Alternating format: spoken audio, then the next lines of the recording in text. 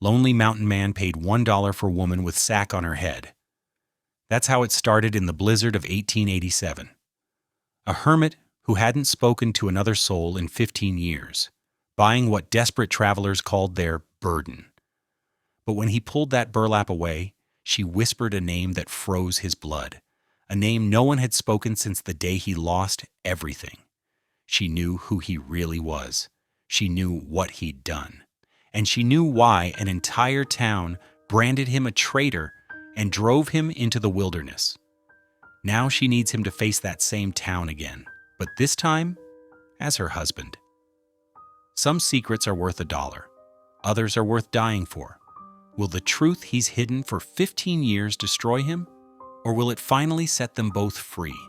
Before we dive into today's story, I'd love to know where you are watching from. Seeing your comments really reminds me why I do this every day. The bitter February wind howled through the pines, whipping snow into stinging clouds that cut like tiny knives.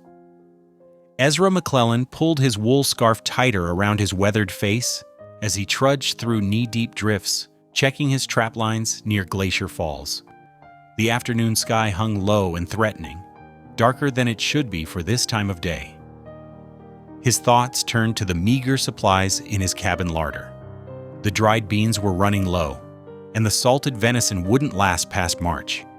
He'd need to make a trip to the trading post soon, though the very idea of dealing with people made his stomach clench. The wind shifted, carrying something that made him pause mid-step. Voices, desperate voices carried on the howling gusts. "Help! Please! Someone help us!" Ezra stood stone still, listening. 15 years of mountain solitude had taught him to trust his instincts. Those voices didn't belong here, not in this weather. He turned toward the sound, his hand reflexively touching the Colt revolver at his hip. Through the swirling snow, he made out the dark shape of a wagon, its wheels buried deep in a drift. Two figures huddled against its side, while their oxen lay still and frozen in their traces. As Ezra approached, the figures resolved into a man and woman, their clothes clearly not suited for Montana winters. "Oh, thank God!" The man's accent was thick German. "Please, sir, we are lost. Our oxen, they are dead. We will freeze if we stay." Ezra studied them carefully. The woman's lips were blue, her thin shawl crusted with ice. The man's hands shook as he gestured toward their wagon. "I am Wilhelm Hoffman. This is my wife, Greta. We were heading to California when this storm—" He trailed off, looking helplessly at their frozen oxen. A soft thump from the wagon bed drew Ezra's attention. His eyes narrowed as he spotted something moving under a canvas tarp. Wilhelm noticed his gaze and quickly pulled back the covering, revealing a woman lying there, bound with ropes. A burlap sack was tied over her head, and she lay perfectly still. "My sister-in-law," Greta said quickly, her words stumbling out. "She is not right in the head. Simple, you understand? We cannot afford to feed her anymore. She slows our journey." Ezra's jaw tightened. In 15 years of isolation, he'd seen his share of human cruelty, but this turned his stomach. The bound woman hadn't made a sound, hadn't struggled, just lay there in the freezing wagon bed like a sack of grain. Wilhelm stepped closer, his voice dropping. Perhaps you could help us? We need supplies, directions, and the woman—" He glanced at the wagon. $1. That's all we ask. She will only be a burden to us in California. Ezra's hand tightened on his rifle. The Christian teachings of his youth warred with his hermit's desire to avoid entanglement, but leaving anyone to the mercy of these people seemed worse than breaking his solitude. "My cabin's half a mile north," he said, his voice rough from disuse. "I can spare some supplies. Got a pair of spare oxen in the barn. And there's a settlement 20 miles south, just follow the river valley." Relief flooded the Hoffmans' faces. Wilhelm pressed a silver dollar into Ezra's gloved hand, treating it like some kind of proper transaction instead of the ugly business it was. Ezra led them to his cabin, every step feeling like a mistake. He provided them with food, blankets, and hitched his spare oxen to their wagon. All the while, the bound woman lay silent, making his skin crawl with the wrongness of it all. The Hoffmans' gratitude seemed genuine enough as they prepared to leave, though neither spared a glance for the woman they'd sold for $1. Wilhelm took the directions Ezra sketched in the snow, and within minutes, they disappeared into the swirling white, leaving Ezra standing beside his cabin with their human burden. He stared at the silver dollar in his palm, thinking how such a small sum could purchase a human life. The wind cut deeper now, carrying the promise of a long night ahead. Beside him, the bound woman remained still, giving no sign whether she was even alive under that burlap sack. Ezra McClellan had spent 15 years avoiding the complexities of human contact.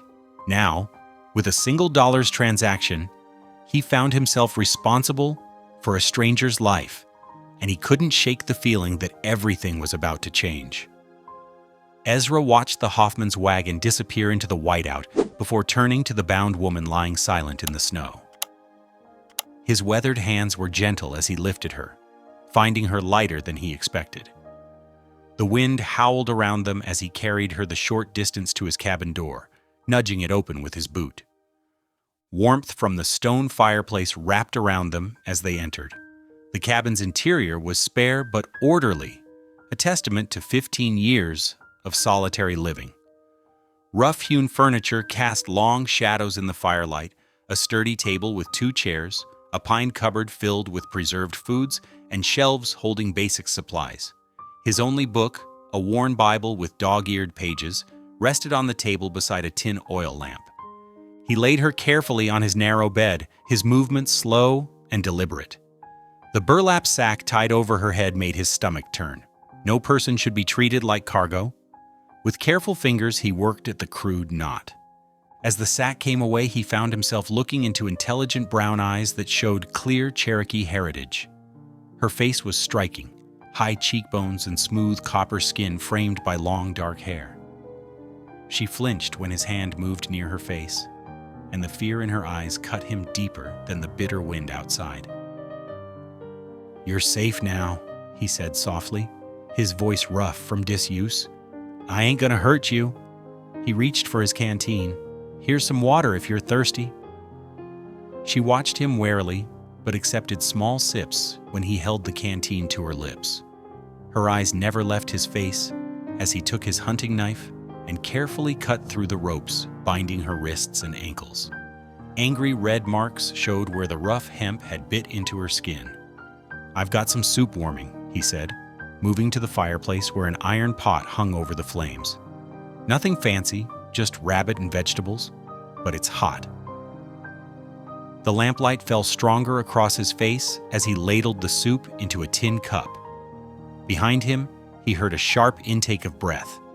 Samuel Whitmore. The name hit him like a physical blow. The tin cup slipped from his fingers, clattering on the wooden floor, soup spreading in a dark pool. He hadn't heard that name spoken aloud in 15 years. His hands began to shake as he turned to face her. "How do you—" His voice failed him. The woman sat straighter on the bed, her eyes wide with recognition. "You were the cavalry sergeant," she said softly, "at Copper Creek. The one who tried to warn us about the massacre in 1872. Memories he'd tried to bury crashed over him. Thundering hooves, screaming women, the weight of choosing between duty and honor." His legs felt weak, and he sank into the chair beside the table. "I was just a girl then," she continued, her voice growing stronger. "My grandmother and I were hiding in the root cellar when you came. You told our people to run, even though it meant betraying your orders." She looked at him with something like wonder. "You sacrificed everything to warn us." "Didn't help much," he said bitterly. "The massacre still happened. But many escaped because of you, including my grandmother and me." She straightened her shoulders. "I am Ruth Singing Bird. I teach at the mission school in Copper Creek now." Ezra, Samuel, stared at her in shock. The past he'd hidden from for so long sat before him in his own cabin, brought by a winter storm and a cruel twist of fate. The schoolteacher's steady gaze held no judgment, only a recognition that stripped away 15 years of careful isolation. "No one's called me Samuel Whitmore since that day," he said finally. "Been going by Ezra McClellan all these years." "You disappeared," Ruth said. "Some said you were killed. Others thought you'd fled to Canada." She paused, watching him. "But you've been here all along, haven't you? Living alone with your memories?" He couldn't answer. The weight of recognition pressed down on him like a physical thing. His carefully constructed solitude cracked and fell away, leaving him exposed in ways he hadn't felt since that terrible day in 1872. The past hadn't just found him. It had walked right through his door in the form of a woman who remembered him not as a traitor, but as a hero. He stood frozen, staring at Ruth's singing bird, while the winter wind howled outside and his world shifted on its axis. The pale light of dawn crept through the cabin's frosted windows, casting long shadows across the rough-hewn floorboards. Ezra McClellan stirred from his makeshift bed near the dying embers of the fireplace, his joints stiff from sleeping in his old wooden chair. The wind howled fierce and constant outside, rattling the shutters with each powerful gust. He added kindling to the coals, careful not to wake Ruth, who slept in his bed behind the deerskin curtain he'd hung for privacy. The storm had grown worse overnight. Through gaps in the window's shutters, he could see only white, a solid wall of swirling snow that would trap them here for weeks to come. Ruth emerged as he was brewing coffee, her dark hair neatly braided despite her ordeal. "Good morning," she said softly, settling into a chair by the fire. The rope burns on her wrists stood out angry and red against her skin. "Let me tend to those properly," Ezra said, retrieving a jar of salve he'd made from yarrow and beeswax. He'd barely spoken 10 words to another soul in 15 years, and now found himself stumbling over the simplest phrases. If you don't mind, that is." Ruth held out her wrists, watching as he gently applied the cooling ointment. "You've learned much about healing during your time here," she observed. "Had to," he muttered. "Nearest doctor's 2 days' ride when the weather's good." He served them cornbread warmed by the fire and cups of strong coffee. Ruth wrapped her hands around the tin mug, savoring its warmth. "Tell me about your school," Ezra said, surprising himself with his desire to hear more. A smile touched Ruth's lips. "The children are wonderful, so eager to learn. We have 35 students now, both Cherokee and white. The mission gave us proper desks last year, though we still need more books." Her eyes grew distant with memory. "The Quakers who educated me in Philadelphia offered me a teaching position there, but my heart was with my people." "Must have been hard coming back," Ezra said quietly. "Sometimes," Ruth admitted, "but seeing our children learn to read, to write, to speak both languages with pride, it makes every sacrifice worthwhile." She studied him over her coffee cup. "What about you, Samuel? These years alone?" "Ezra," he corrected quickly. "I'm Ezra now." He stared into the flames, shoulders hunched. "After that day, after I couldn't save more of your people, I couldn't face anyone. Breaking my oath to the cavalry, being branded a deserter, that was hard enough. But the faces of those I failed to warn in time." He shook his head. Solitude seemed fitting punishment. Ruth set down her cup and leaned forward. "You saved dozens of lives that day, including my grandmother's entire family. We had time to hide in the caves because of your warning. Those you couldn't reach, that burden belongs to the men who ordered the attack, not you." Ezra's throat tightened. No one had ever offered him absolution before. The weight of 15 years of guilt pressed against his chest, making it hard to breathe. As morning stretched to afternoon, the storm showed no sign of weakening. Ruth moved about the cabin, bringing warmth to its Spartan interior simply by her presence. When evening approached, she picked up his worn Bible from its place of honor on the shelf. "Would you like me to read?" she asked. Ezra nodded, not trusting his voice. Ruth settled by the fire and opened to the Book of Psalms. Her voice, gentle and clear, filled the cabin with words of mercy and redemption. Ezra closed his eyes, letting the familiar verses wash over him. For the first time in 15 years, the crushing loneliness that had been his constant companion began to ease. The firelight played across Ruth's face as she read, and Ezra found himself studying her profile. She represented everything he'd turned his back on: community, purpose, human connection.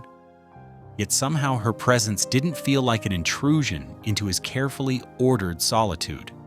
Instead, it felt like the first ray of spring sunlight after a long, dark winter. As Ruth's voice softly carried the ancient words through the cabin, Ezra realized that in trying to punish himself, he'd walled himself off from God's grace as surely as he'd walled himself off from human contact. But here was Ruth, offering both in equal measure: compassion for his past and hope for his future. Outside, the blizzard raged on, but inside the cabin, two souls who had carried their separate burdens for so long found unexpected comfort in no longer being alone. The morning sun painted golden stripes across the cabin floor as Ruth stirred a pot of bubbling oatmeal. After 7 days of living together, she and Ezra had fallen into comfortable routines that made the small space feel like home. The blizzard still raged outside, but inside they'd created a peaceful world of their own. "Breakfast nearly ready," Ruth called to Ezra, who was returning from checking his storage cellar. The warmth of the cook stove had brought color back to her cheeks, and her wrists had healed completely. "Much obliged," Ezra replied, hanging his heavy coat by the door. He'd grown more talkative over the past week, though his words still came carefully, as if he was relearning the art of conversation. Ruth spooned the oatmeal into wooden bowls, adding dried berries and a drizzle of precious honey. "How do you say good morning in Cherokee?" Ezra asked as they sat down to eat. "Ozio," Ruth answered, pronouncing it slowly. "O-C-O." Ezra repeated the word, his pronunciation careful but close. Ruth smiled, remembering how yesterday she'd taught him to say, "Thank you," Wado. He'd been practicing it regularly since then.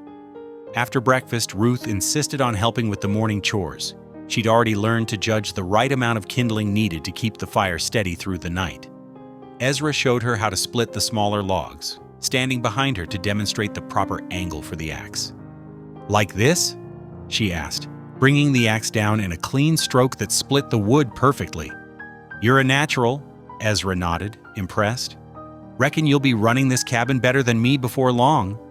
By midday, they'd settled in for their main meal. Venison stew with the last of Ruth's rope burns finally faded enough that she could knead bread without pain. As they ate, Ezra grew thoughtful, picking at his food.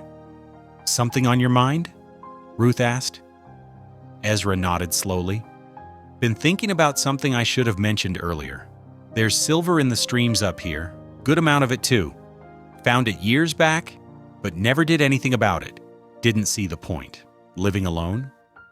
Ruth's spoon clattered against her bowl. "Silver? Are you certain?" "Sure am. Tested it proper when I first found it. Rich veins running through these mountains, especially near the falls." Ruth leaned forward, her eyes bright with possibility. "Ezra, do you realize what this could mean? Silver ore could fund our entire legal battle against the railroad. We need money for lawyers, court fees, supporting families while we fight the land seizures." She stood up and began pacing, her mind racing with possibilities. "We could hire the best attorneys in Helena, maybe even bring in experts from back east." Ezra watched her, something warming in his chest at her enthusiasm. "Reckon it could work," he said slowly. "Would need proper equipment, workers." Over the next several days, they spent hours planning by the fire. Ruth drew rough maps on scraps of paper while Ezra explained where he'd found the richest deposits. Their heads bent close together over their work. They plotted how to turn the silver into justice for the Cherokee. "We could build a proper school," Ruth said one evening, her face glowing in the firelight. "Not just the mission building we use now, but a real school with enough books for everyone.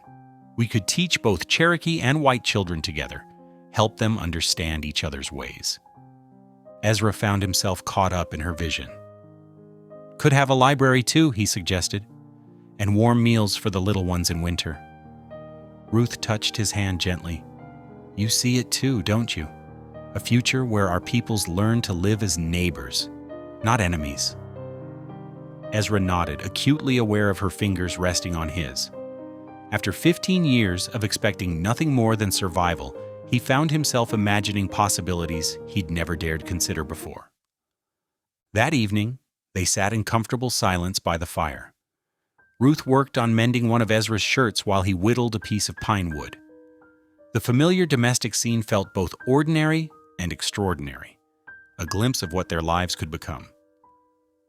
The silver could change everything, Ruth said softly, looking up from her sewing. Not just for the legal fight, but for building something lasting, a foundation for real change. Reckon you're right, Ezra replied, meeting her gaze. The firelight caught the silver threads in her dark hair, and his heart quickened at her beauty. Though they'd maintained proper distance between them, the growing attraction was undeniable. More than that, their souls seemed to recognize each other, two people who'd chosen justice over ease, service over safety. Ruth smiled at him, and Ezra felt the last of his fortress walls beginning to crumble. In just 7 days, she'd awakened him to possibilities beyond mere existence. As they discussed plans for the silver mine late into the evening, both felt the deepening of something neither dared yet name. The morning sun of March 8th brought hints of spring's arrival to the mountain. Icicles dripped steadily from the cabin's eaves, their crystalline tears marking winter's slow retreat. Ruth stood at the doorway, watching patches of bare earth emerge from melting snow like dark islands in a white sea. Ezra approached from the woodpile, his boots leaving deep impressions in the softening snow. Weather's changing fast, he observed, following her gaze to the thinning ice. Won't be long before the path's clear enough for travel. Ruth's heart tightened at his words. These past weeks had created something precious between them, but reality was creeping back, like the spring thaw. That's what worries me, she admitted. The railroad's lawyers will try to discredit my testimony any way they can. An unmarried woman living alone with a man for weeks? She shook her head. They'll paint me as improper, immoral. The judge might not even let me speak. Ezra's weathered face showed concern. Reckon you're right about that. Folks can be mighty quick to judge. Would you walk with me? Ruth asked. I'd like to check how far the thaw has spread. They walked together through the morning quiet, their boots crunching through snow that barely reached their ankles now. Ruth noticed how Ezra unconsciously matched his pace to hers, always staying close enough to offer support on slippery ground. Near the edge of the clearing, Ezra suddenly stopped. His body tensed as he crouched down to examine something in the snow. Tracks, he said grimly. Fresh ones, horse prints and boot marks, at least 2 men. Ruth's breath caught as she saw the clear impressions circling toward the back of the cabin. The Hoffmans? Could be, or someone working with them. Ezra's eyes scanned the tree line. They might have come back looking for you, or figured my cabin might be worth robbing being so isolated. They hurried back inside, where Ezra immediately began barricading the windows and checking his rifle. Ruth helped him move heavy furniture against the door, her hands steady despite her racing heart. As evening approached, they took turns keeping watch, though neither could truly rest. In the deep quiet of night, they sat beside a carefully banked fire, speaking in low voices. The danger lurking outside had stripped away their last pretenses, forcing honest words to the surface. I'm scared, Ezra admitted, his voice rough. Not of them Hoffmans. I can handle their kind, but going back there, facing everyone's judgment, he stared into the flames. These weeks with you have been like heaven, Ruth. The thought of losing this peace. Ruth moved closer, placing her hand over his. You're still the same man I remember from 15 years ago. The soldier who chose honor over orders, who risked everything to save my people. Her dark eyes reflected the firelight as she looked at him. I've fallen in love with who you truly are, Samuel Whitmore, a man of courage and gentle heart. Ezra's fingers tightened around hers. "Come outside with me," he asked softly. "Need to show you something." They stepped out into the crystal-clear night, stars scattered like diamond dust across the sky. Ezra led Ruth to a fallen log where they often sat during their daily walks. The mountain air was crisp with lingering winter, but neither felt the cold. "Ruth," Ezra began, his voice trembling slightly, "I ain't good with fancy words, but I need to ask you proper." He turned to face her, taking both her hands in his. "These past weeks showed me what life could be. Not just surviving, but living for something bigger than myself. Fighting for justice alongside you, building something that matters." He drew a deep breath. "I'm asking you to marry me, not just for protection from gossip or to make your testimony stronger, though those things matter. I'm asking because I love you, plain and simple, because I want to spend whatever years the good Lord gives me helping you build that school, working that silver claim for your people's benefit, and trying every day to be worthy of your faith in me." Ruth's eyes filled with tears that sparkled in the starlight. "You've always been worthy," she whispered. "And yes, I'll marry you." Ezra cupped her face gently in his calloused hands. Their first kiss was tender and sweet beside the dying campfire, sealing a promise born of love and shared purpose under the vast Montana sky. Dawn painted the mountain stream in shades of gold and rose, its waters singing over rocks worn smooth by time. Fresh snowmelt created tiny waterfalls that sparkled in the early light. Ruth stood at the water's edge, weaving the first spring wildflowers, tiny purple violets and white mountain daisies, into her dark braids. The blossoms had pushed through patches of melting snow near the cabin, as if nature herself wanted to provide a bride's crown. Ezra emerged from the cabin wearing his cleanest shirt, freshly pressed by Ruth's careful hands the night before. His weathered Bible was clutched tight in one hand, its leather cover softened by 15 years of daily reading. With reverent care, he opened it to where a small gold ring had rested between its pages since his exile began. "My grandmother's ring," he explained softly, holding it up to catch the morning light. "She gave it to me before I joined the cavalry, said to save it for someone special." The simple band gleamed with the warm patina of well-loved gold. They chose a spot beside the rushing stream where winter's retreat had left a natural clearing.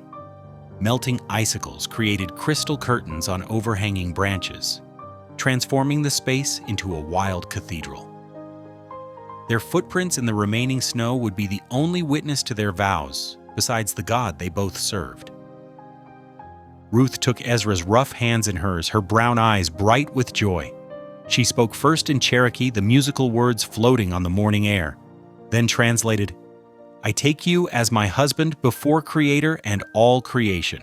I promise to walk beside you in times of plenty and want, to share your burdens and your joys, to honor your people as my own." Ezra's voice was husky with emotion as he responded, "I take you as my wife, before God and under His sky. I promise to protect and cherish you all my days, to fight for justice alongside you, to honor your people as my own bloodkin." His hands trembled slightly as he slipped his grandmother's ring onto Ruth's finger. Their first kiss as husband and wife was witnessed by the rising sun and the ancient mountains. The stream's song became their wedding music, pure and eternal as the love they pledged. They spent their wedding day preparing for the challenges ahead. At the cabin's rough table, Ruth spread out her remaining legal papers, explaining territorial law and court procedures to Ezra. "The judge will want specific dates and details about the 1872 massacre," she said. "Every fact you can remember strengthens our case." Ezra nodded, taking careful notes with a stubby pencil. "I wrote everything down after it happened," he said. "Kept a journal hidden up here all these years. Might help prove the timeline of events." While Ruth taught him about legal matters, Ezra showed her how to handle his spare Colt single-action revolver. "Hold it firm but not too tight," he instructed, guiding her hands into proper position. Squeeze the trigger slow and smooth. Don't jerk it. Ruth proved a quick study with the weapon. I pray I never need to use it, she said, but I understand why I must learn. They examined the tracks they had discovered the previous day more carefully. These definitely lead toward Copper Creek, Ezra confirmed, crouching to study the trail. If the Hoffmans took your stolen papers there, they might surface when we need them least. Or perhaps, Ruth suggested hopefully, we could recover them before they can be used against us. As evening approached, they worked together preparing for the 3-day journey ahead. Ruth packed dried meat, cornbread, and coffee, while Ezra cleaned both revolvers and counted ammunition. They filled canteens, rolled blankets, and gathered everything they would need to travel light and fast. The cabin grew dark except for firelight as their wedding day drew to a close. Ruth had arranged their small sleeping quarters with fresh linens and sweet-smelling pine boughs. Ezra added extra logs to the fire, its warmth creating a cozy glow. They came together as husband and wife in the quiet mountain night, their love as natural as the stream's flow outside. Whatever dangers waited in Copper Creek could wait until tomorrow. Tonight belonged to them alone. No longer a hermit and a school teacher, but partners bound by law and love, facing an uncertain future with joined hands and united hearts. Dawn mist clung to the mountainside as Ezra and Ruth prepared their horses for departure. The morning air held winter's last bite, making their breath visible in pale clouds. They had spent hours carefully distributing weight between their 2 pack animals, canvas bags of silver ore samples balanced against cooking gear, tent canvas, and dried provisions. Ezra adjusted the cinch on Ruth's saddle one final time. "Reckon it's time," he said softly, his voice betraying a mix of determination and apprehension. Ruth squeezed his hand in silent understanding before mounting her horse with practiced grace. The cabin grew smaller behind them as they descended the familiar trail. Ezra led the way, his broad shoulders straight despite the burden of returning to a world he'd avoided for 15 years. The pack animals plodded steadily behind Ruth, their hooves leaving deep prints in the spring-softened earth. As they rode, Ezra pointed out landmarks from his military service. "That stone chimney there, all that's left of Fort Bridger outpost," he explained, indicating a crumbling structure nearly hidden by young pines. "Spent 2 winters stationed there before—" His voice trailed off, but Ruth nodded encouragingly. Later, they passed a wide creek bordered by cottonwoods. "My unit camped here regular," Ezra continued, seeming to draw strength from sharing these memories. "Good fishing in those pools. Used to supplement our army rations with trout." Ruth took advantage of their quiet travel time to brief Ezra about Copper Creek's current situation. "Sheriff Coleman's got most merchants scared to speak against him," she explained, "but Pastor Matthews has always stood firm for what's right. He runs the mission school where I teach." "The pastor sounds like a good man," Ezra commented, guiding his horse around a muddy patch. "He is. And Miss Emily Watson, the other school marm, she's been helping Cherokee children learn English despite threats from Coleman's men." Ruth's voice carried pride in her colleagues' courage. They made steady progress despite the challenging spring conditions. Melting snow had turned parts of the trail treacherous, but Ezra's expert guidance kept them on solid ground. By late afternoon, they had covered nearly 20 miles, impressive considering their loaded pack animals. As the sun began to sink, they found a sheltered valley for their camp. A natural windbreak of granite boulders offered protection, with a clear spring nearby. They worked together efficiently, Ezra tending the horses while Ruth started a small fire and prepared their evening meal. Over bowls of beans and cornbread, Ruth began coaching Ezra on his upcoming testimony. "Remember to address the judge as Your Honor," she instructed. "Speak clearly and stick to what you witnessed firsthand." Ezra practiced describing the events of 1872, his voice growing steadier with each attempt. "I was Sergeant Samuel Whitmore, stationed at Fort Harrison. On April 15th, I discovered orders for an unauthorized attack on the Cherokee settlement." "Good," Ruth encouraged. "Keep your tone even, Just like that, the facts speak for themselves. They don't need emotion to make them powerful. Their quiet conversation was interrupted by approaching hoofbeats. A group of miners passed nearby, leading laden mules toward the northern claims. Their curious stares lingered on Ruth's Cherokee features and Ezra's protective stance beside her. One miner spat in the dirt, muttering something under his breath that made his companions laugh harshly. Later, a traveling preacher rode past their camp, his Bible prominently displayed on his saddle. His cheerful greeting froze when he noticed Ruth's dark hair and native dress. He hurried past without another word, frequently glancing back over his shoulder. "It will be worse in town," Ruth said softly as they prepared their bedrolls under the stars. The spring night was clear but cold, their breath still visible in the firelight. "Folks will have to accept us as we are," Ezra replied, arranging extra blankets against the chill. "We've got nothing to be ashamed of." Ruth nestled close to her husband, drawing comfort from his solid presence. "I'm grateful we don't have to face them alone," she whispered. They lay quiet for a while, listening to the horses shifting nearby and the distant cry of a coyote. Both were anxious about what awaited them in Copper Creek, but their shared purpose gave them strength. The stars wheeled overhead, ancient and unchanging, as the couple drifted into uneasy sleep on their first night away from the mountain sanctuary. The rising sun painted the eastern sky in delicate pinks and golds as Ruth and Ezra broke camp early on their second morning of travel. Dew sparkled on the new spring grass, and birds called from budding trees. They worked together smoothly now, Ruth rolling their bedding while Ezra saddled the horses and checked the pack animals' loads. The landscape grew increasingly familiar as they rode through the morning hours. Ezra noticed Ruth sitting straighter in her saddle, her eyes bright with recognition at each landmark they passed.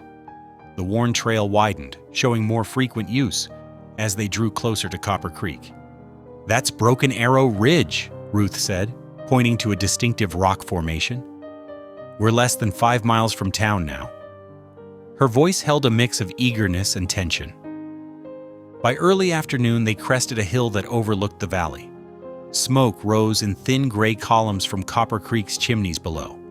But what caught their attention was the sprawling encampment on the town's outskirts, dozens of canvas tents and wooden lean-tos clustered together, with cooking fires scattered between them. Ruth's breath caught. "Those are my people," she whispered. "The railroad must have already started forcing families from their homes." They rode carefully down the slope toward the Cherokee camp. Children playing between the tents spotted them first, running to alert the adults. Soon a crowd gathered, and Ruth's name rippled through the assembly in tones of disbelief and joy. "Ruth! Ruth, singing bird!" Women rushed forward as she dismounted, embracing her with tears streaming down their faces. "We thought you were dead. The stagecoach driver was found murdered. We feared the worst." Through the press of bodies emerged a tall, dignified elder. His long white hair was braided with leather thongs, and his weathered face bore the wisdom of 70 years. Elder Joseph stands tall, moved with deliberate grace, his dark eyes sharp as they fixed on Ezra. "I know you," the elder said in clear English, stepping forward with hand extended. "The soldier who chose honor over gold." Ezra dismounted slowly, accepting the firm handshake. The elder switched to Cherokee, speaking words that made Ruth's eyes fill with tears as she translated, "Welcome home, brave one. We have not forgotten your warning that saved so many." The crowd's mood shifted as Ruth explained their marriage and their plan to fight the railroad through legal means. Heated discussions broke out in both Cherokee and English. Young men with hard eyes argued for armed resistance while others advocated for Ruth's peaceful approach. As evening approached, the Cherokee Council gathered around a large central fire. Ruth and Ezra sat beside Elder Stans Tall as the flames cast dancing shadows on the circle of intent faces. Ruth presented her legal strategy with passion and clarity, explaining how proper documentation of treaty violations could force the railroad to halt its land seizures. When Ezra stood to offer his testimony about the events of 1872, his voice was steady. He described discovering the unauthorized attack orders, his desperate ride to warn the Cherokee settlement, and the consequences of his choice. The firelight revealed both skepticism and hope on the faces around him. "Why should we trust another white man?" demanded a young warrior, his hand resting meaningfully on his knife hilt. "His people have broken every promise they ever made." Elder Stands Tall rose slowly to his feet, commanding immediate silence. "This man's warning saved 37 lives 15 years ago," he declared, "including my grandson who was just a baby then." He gestured to a strong young man sitting across the fire. When he had everything to lose and nothing to gain, he chose what was right. I say we trust him now. The elder's words carried weight. After further discussion in Cherokee, the council reached agreement. They would support Ruth and Ezra's legal challenge while maintaining guards around the camp against railroad retaliation. As the meeting dispersed, Elder Stands Tall gripped Ezra's shoulder. "The Great Spirit works in unexpected ways," he said softly. "Sometimes he sends help wearing an enemy's face to teach us to look deeper than skin." Ruth took Ezra's hand as they walked toward the tent prepared for them. Around them, the camp settled for the night. Mothers singing softly to children, men checking the horse lines, elders sharing stories in low voices. They had found acceptance here, and with it, the strength to face whatever challenges awaited them in Copper Creek. The morning sun cast long shadows across Copper Creek's main street as Ruth and Ezra rode into town. Their horses' hooves kicked up small clouds of dust from the hard-packed dirt. The familiar sights and sounds of frontier life surrounded them: the clang of the blacksmith's hammer, the creak of wagon wheels, the murmur of voices from the general store's porch. Outside the Silver Dollar Saloon, a group of men stopped their conversation to stare. One spat tobacco juice in the dirt. "Well, if it ain't the traitor himself," he drawled, loud enough for everyone to hear. "Samuel Whitmore, back from the dead." "Deserter," another voice called out. "Army should have hung you 15 years ago." Ruth's chin lifted proudly as she guided her horse closer to Ezra's. His face remained carefully neutral, though his knuckles whitened on the reins.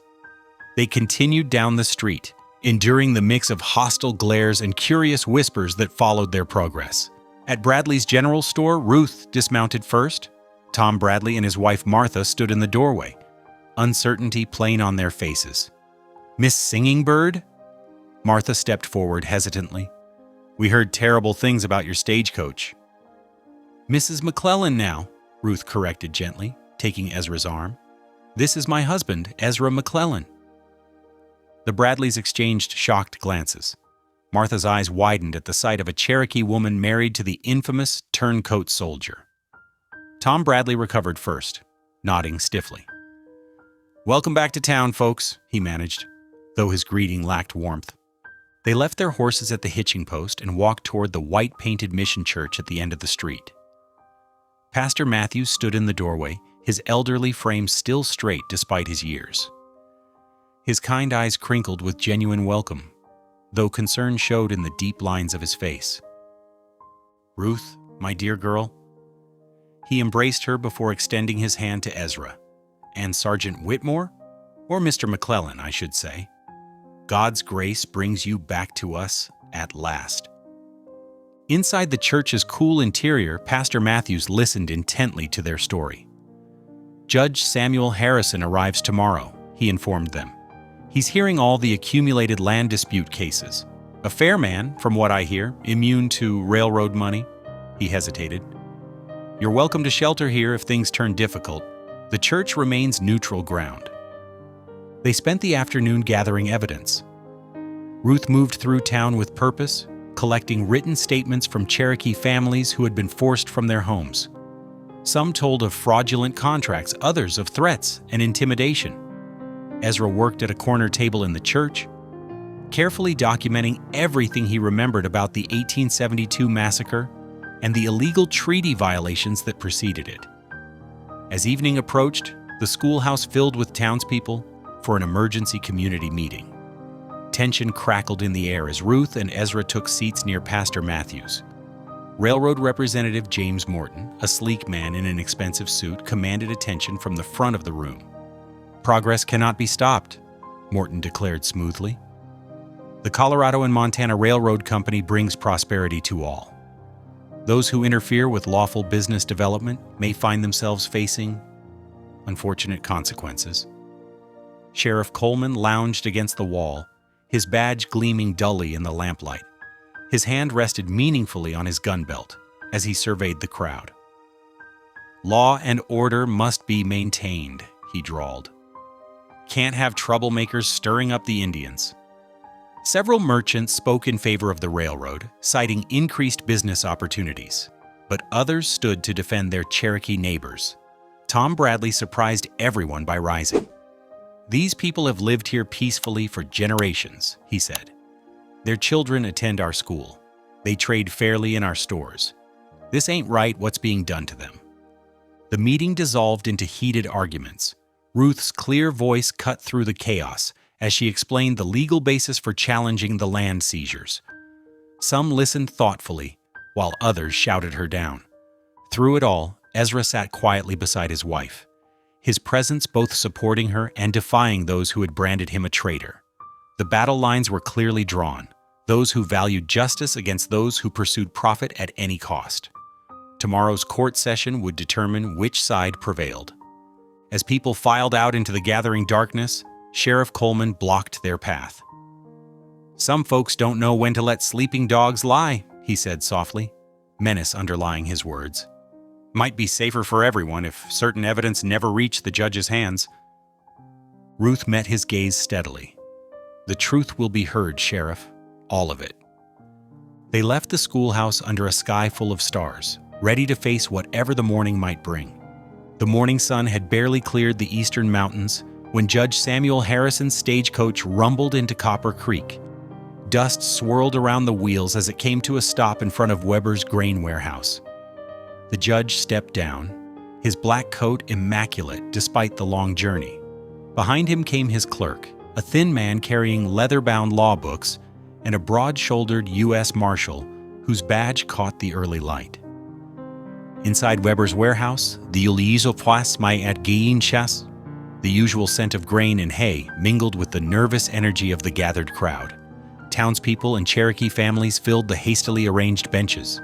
Railroad men in fine suits clustered near the front, while Sheriff Coleman lounged against a support beam, watching everything through narrowed eyes.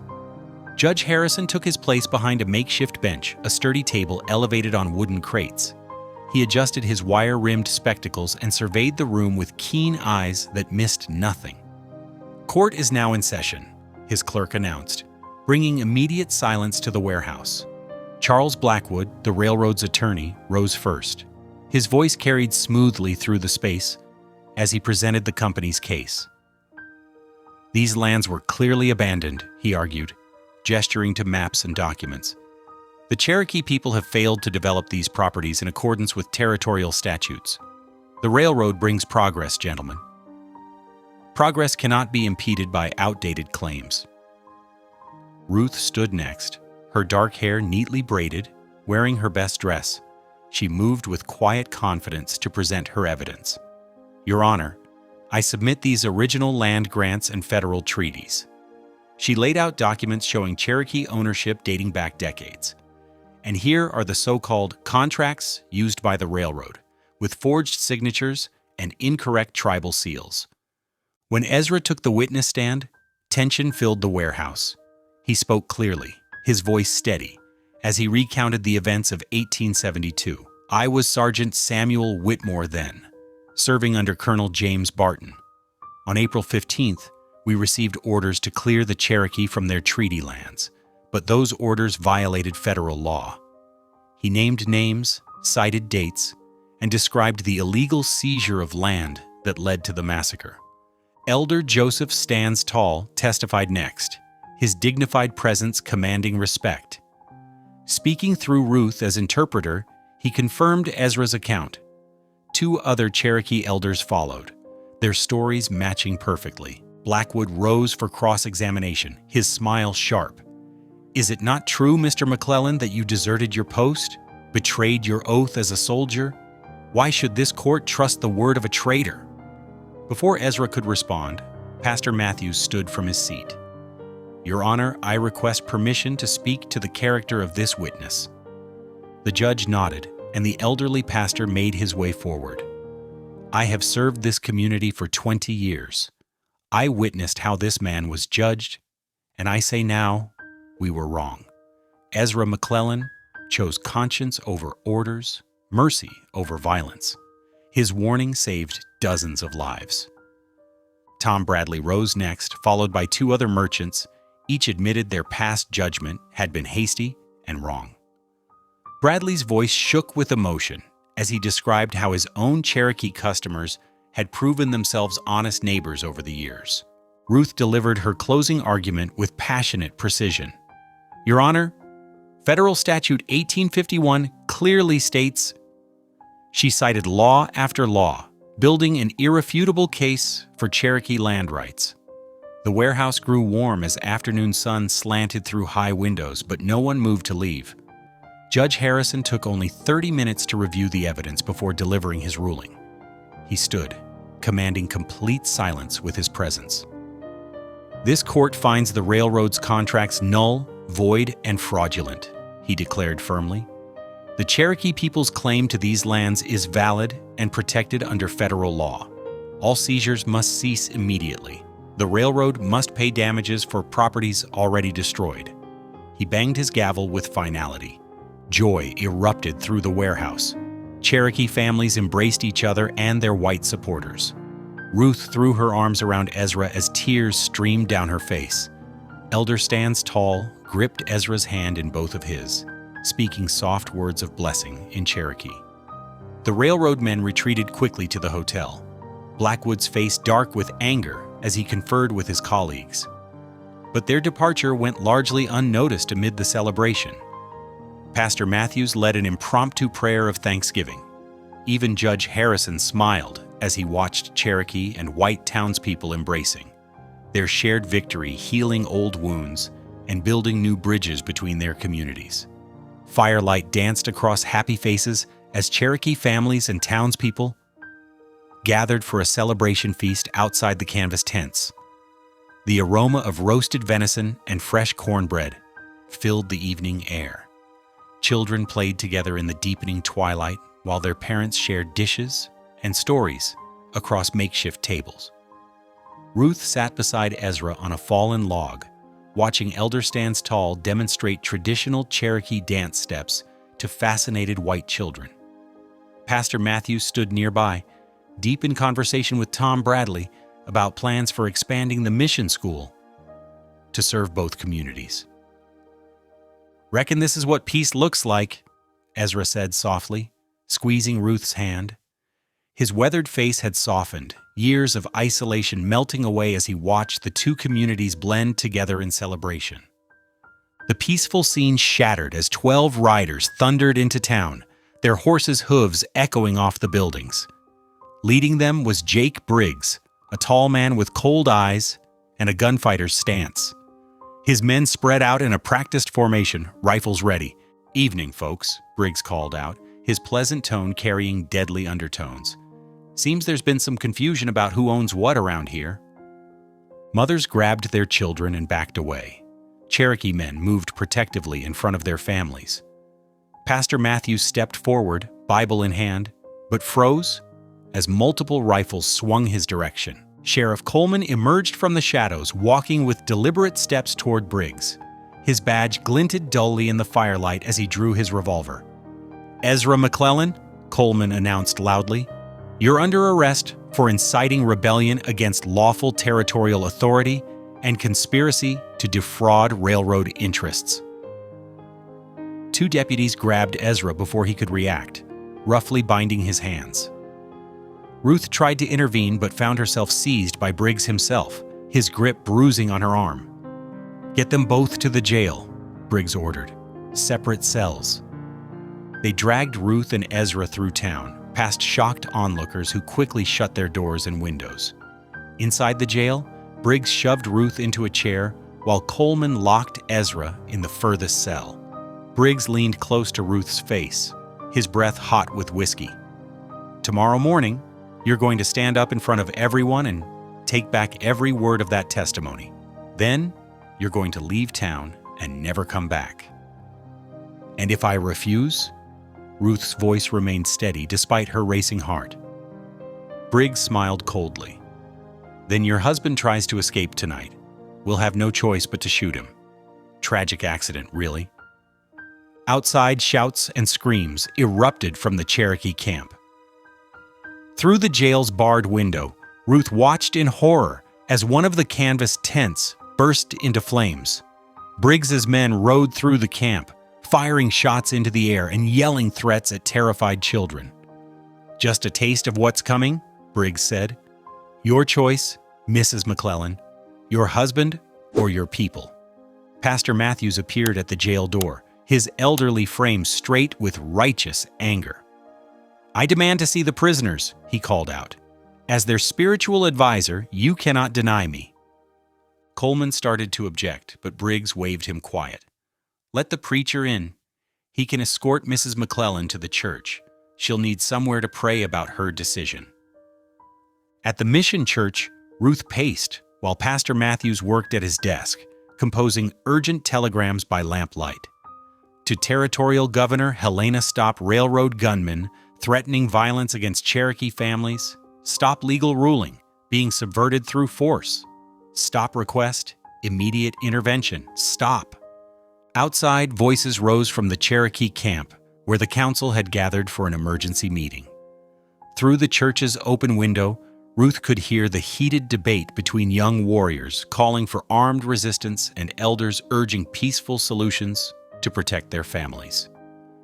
"They're testing our faith," Pastor Matthews said gently, watching Ruth's anguished expression. "But remember what your grandmother taught you about the power of prayer." Ruth nodded, tears streaming down her face as she knelt before the altar.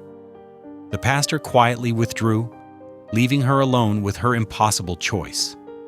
Candlelight flickered across the wooden cross as she clasped her hands. "Creator God," she whispered in Cherokee, then switched to English, "please show me how to save both my husband and my people." Her prayers echoed in the empty church as midnight approached, bringing no answer to her desperate plea. Through the window came the sound of more shots fired into the night, followed by children crying and mothers singing soft Cherokee lullabies to quiet their fears. Ruth bowed her head lower, torn between love and duty, while the candles burned lower and the darkness deepened outside. Dawn painted the eastern sky in pale gold as Ruth stepped out of the mission church. Her knees ached from hours spent in prayer, but her dark eyes held steady purpose.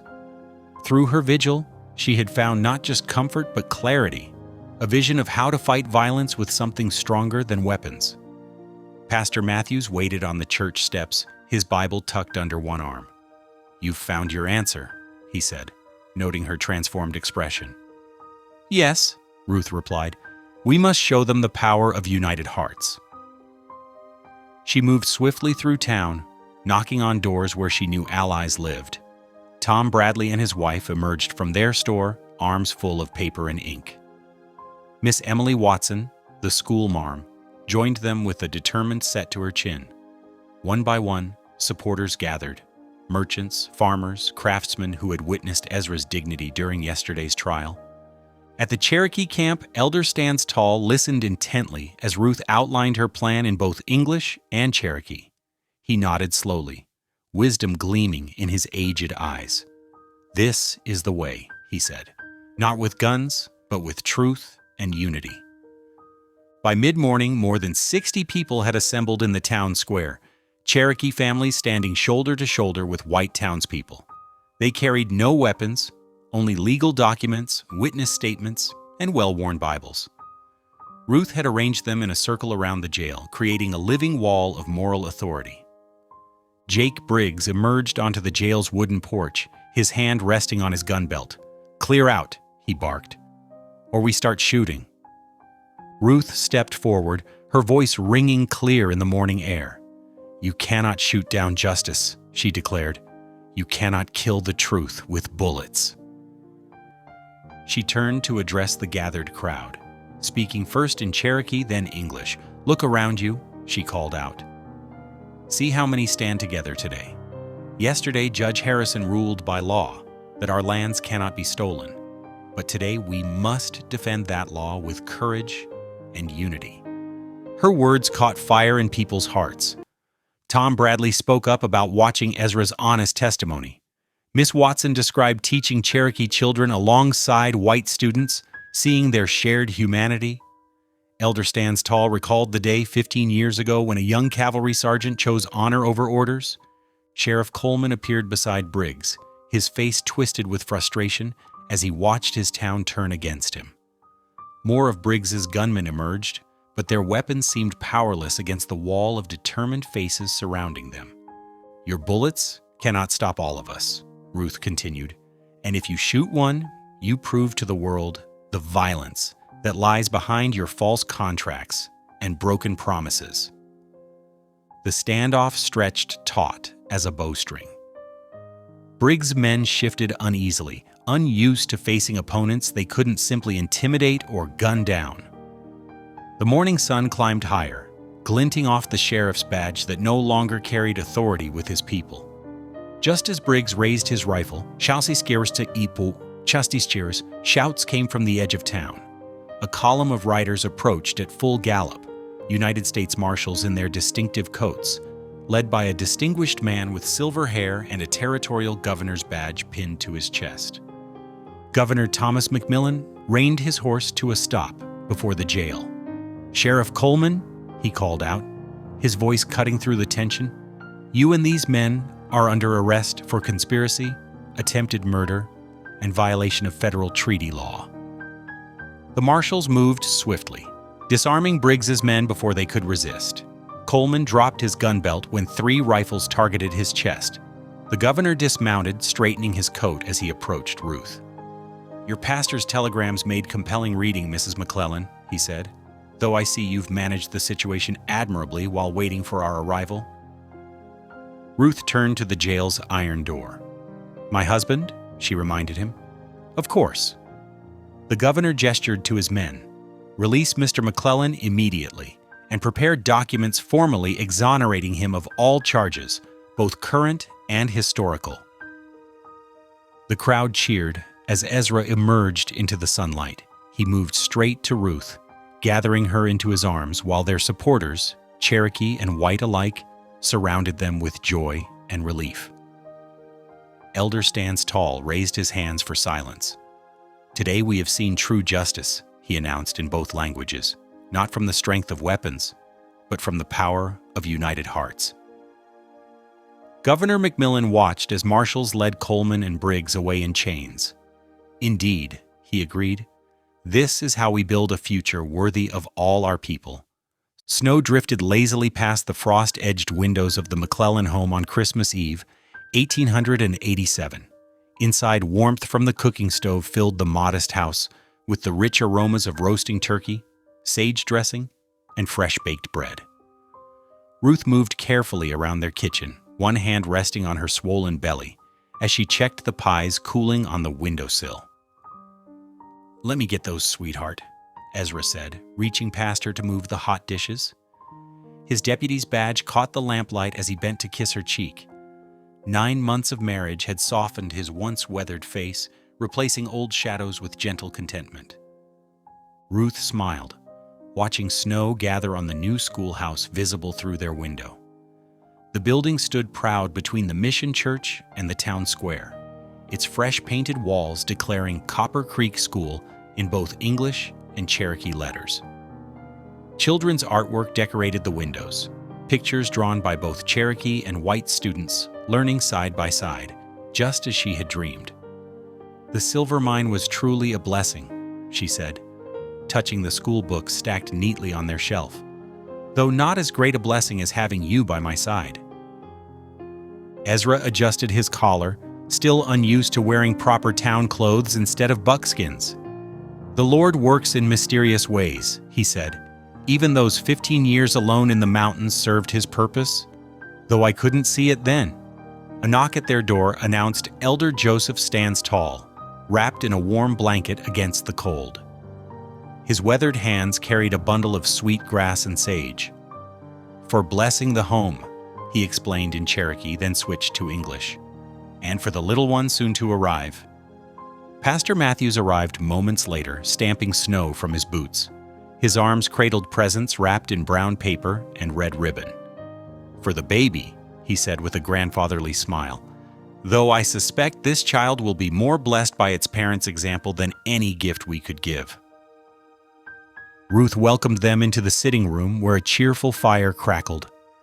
The home's interior reflected both their heritages. Cherokee weavings hung beside Christian scripture verses, while traditional pottery shared shelves with bound law books and English novels. "Deputy McClellan," Elder Stands Tall said, nodding at Ezra's badge, "you wear that star well. Sheriff Thompson chose wisely when he appointed you." "The railroad's new negotiators seem to agree," Pastor Matthews added. "I heard them praise your fair handling of the work crew assignments, making sure Cherokee men got their share of the good jobs." Ezra ducked his head modestly, "Just trying to keep the peace and see justice done. The railway's learning that treating people right makes better business than hiring gunmen." Ruth set out plates of fresh cornbread and preserves while they talked. Through the window, they could see Cherokee families walking to evening gatherings, exchanging greetings with white neighbors. Children played together in the snow, their laughter carrying no trace of the tensions that had divided the town less than a year ago. "Remember last Christmas?" Ruth asked softly. "I was held captive by the Hoffmans, and you were alone in your cabin." "And now look at us," Ezra replied, helping her settle into her favorite chair. "A home, a family on the way, and work that matters." They gathered around the table for Christmas dinner, the rich food accompanied by stories in both languages. Elder Stands Tall shared traditional winter tales while Pastor Matthews read from Luke's Gospel.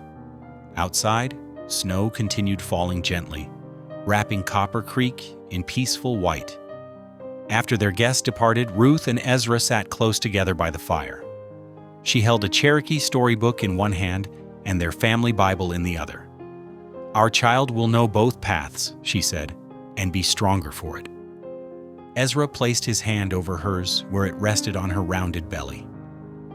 "Just like their mother," he said, "wise enough to bridge two worlds with love." They watched the flames dance while reading from both books, their voices mixing English and Cherokee words in the quiet evening. Through their window, the peaceful town slept under its blanket of snow. The schoolhouse stood as a promise of the future, a place where children would learn to see past differences to the hearts beneath. "Even in my darkest days hiding in the mountains," Ezra mused, "God was preparing me for this, for you, for our child, for this chance to help heal old wounds between our peoples." Ruth leaned against his shoulder, feeling their baby move within her. "And he led me to find you again," she said, "when I thought all hope was lost in that blizzard." Together they watched the snow fall on their sleeping town, no longer divided but slowly growing together, like two streams joining to form a stronger river. Their quiet Christmas evening glowed with the warmth of love fulfilled and the promise of new life to come, a testament to the healing that courage and understanding could bring to any community. If this one resonated with you, stick around. I've got another story waiting for you tomorrow, and who knows, it might be just what you needed to hear.